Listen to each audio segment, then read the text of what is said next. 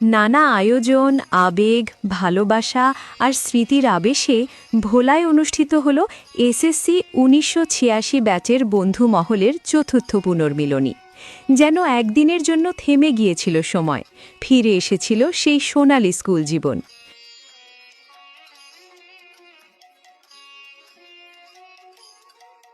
ঈদের পরবর্তী শুক্রবার ভোলা দক্ষিণ দিঘলদির কোরালিয়া ইকো পার্ক নদীর পাড়ে মনোরম পরিবেশে মিলিত হন প্রায় ৭০ থেকে ৮০ জন বন্ধু, যেখানে ছিলেন বিভিন্ন মতের রাজনীতিবিদ, কেউ শিক্ষক, কেউ ব্যবসায়ী, কেউ বা সরকারি বেসরকারি বিভিন্ন পেশায় প্রতিষ্ঠিত।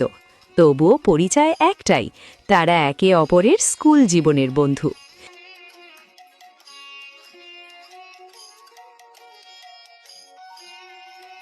দিনের শুরুতে সকাল ৯টায় ভোলা সদর থেকে একসাথে যাত্রা শুরু। গন্তব্যে পৌঁছে সকালের নাস্তা, তারপর শুরু হয় গল্প, আড্ডা আর গানের মেলা। দীর্ঘদিন পর দেখা, কখনো হাসি, কখনো আবেগে ভেজা চোখ, সব মিলিয়ে এক অন্যরকম অনুভূতি।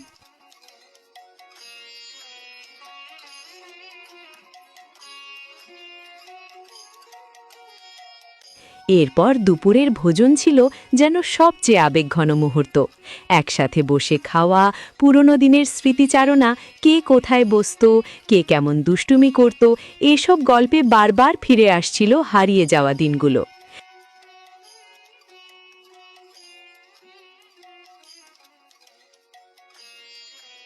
খাবারের পর আয়োজন করা হয় নানা মজার খেলা, বালতিতে বল নিক্ষেপ, চোখ বেঁধে হাঁড়ি ভাঙা। প্রতিটি আয়োজনে ছিল হাসি, আনন্দ আর বন্ধুত্বের উচ্ছ্বাস।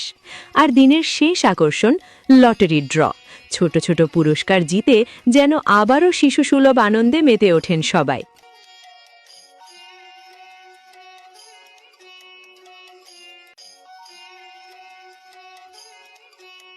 ব্যস্ত জীবনের শত ব্যস্ততা পেরিয়ে প্রায় ৪০ বছর পর এমন মিলন মেলা।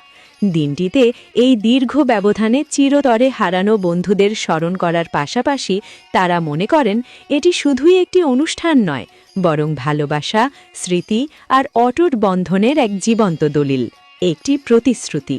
আবার দেখা হবে, আবার ফিরবে সেই সোনালী দিন। বন্ধু মহল এসএসসি 86 আজকের এই চতুর্থ মিলন মেলা।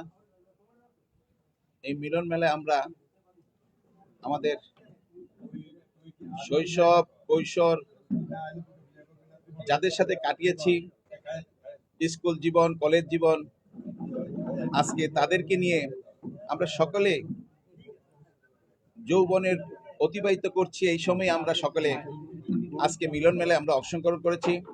গত বছর আমরা যারা একত্রিত হয়েছি তার মাঝে অনেকে আমাদের মাঝ থেকে চলে গেছে। আমি তাদের বিদেয় আত্মার মাগফিরাত কামনা করছি। আসলেই এই মিলন মেলাটা হলো ভ্রাতৃত্বের বন্ধন। আমরা যারা রয়েছি একসাথে, আমাদের এই শিশু কিশোর যৌবন একসাথে কাটিয়েছি, এখন আমরা জীবনের প্রায় শেষ প্রান্তে এসেছি। আমাদের জীবনের প্রায় ২/৩ জীবন থেকে চলে গেছে, তারপরেও আমরা সকলে বেঁচে আছি। আল্লাহ রাব্বুল আলামিনের কাছে লাখো কোটি শুকরিয়া। এমন একটা আনন্দঘন মুহূর্ত যেটা ভাষায় ব্যক্ত করার মতো নয়।